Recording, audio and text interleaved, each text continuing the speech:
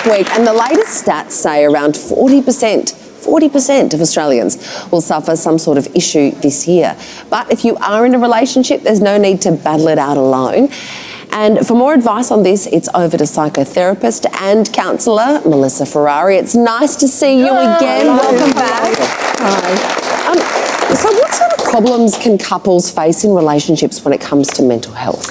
Well, generally it becomes around disconnection within the relationship, because there can be things like, just to name two, would be anxiety and depression. And so that person that is suffering with a mental health issue, they sometimes have trouble reaching out. It can sometimes feel like for a partner it's hard to reach them.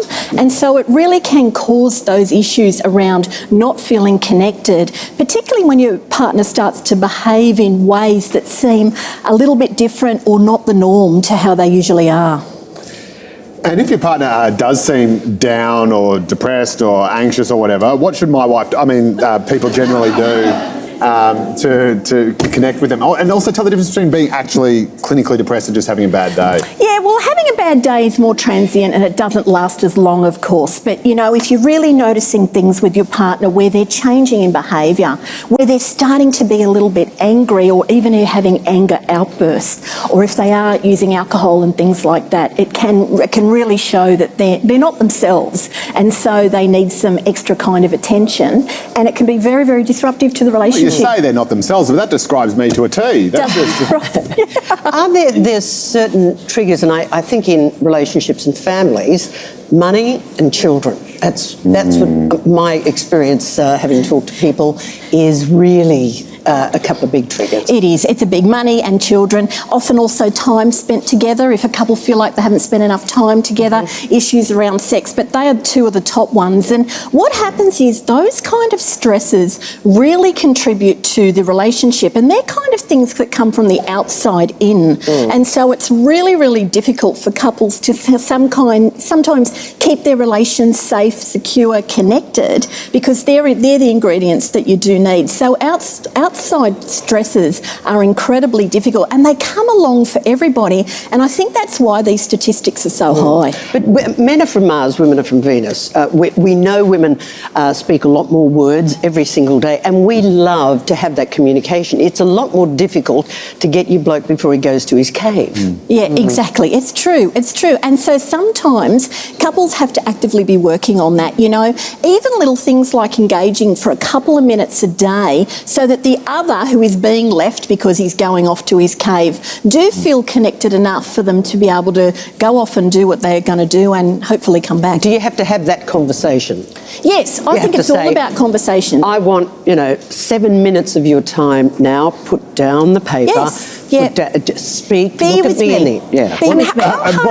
What if the reason you're depressed is because your wife talks too much? It can be that. No, look, Joe, I know you're being funny. I don't want to communicate. Yeah. Like, that's my idea of hell. Yeah, and when my wife sits me down and says, we really need to talk about something, that's when my anxiety levels go through the roof, and it makes me think, oh my God, you just do not get me at all. And that's very, very common. And so your wife needs to get a bit creative about how to reach you. And it might be things, not sitting you down and saying, let's have a chat, but doing it in a more roundabout kind of way. Hey, by the way, I've noticed that you're behaving a little bit differently, or which, I don't know what it's like at your house, but it might be that way. How hard should you push your partner to get help? Because sometimes they do need to go to speak to someone to sort it out. Should you give them an ultimatum? Should you drive them there yourself? Should you go to the therapy session with them? I mean, how much? I think ultimatums don't work. I think that can actually damage the relationship. And I think being supportive and going along, I'm working with couples every day, and quite often I'll find that in the relationship one of them do have a mental health issue. And it's kind of like I start to notice that one brings the other along, like they've noticed that things aren't so good, or that their partner has changed. As I said, that connection's been disrupted.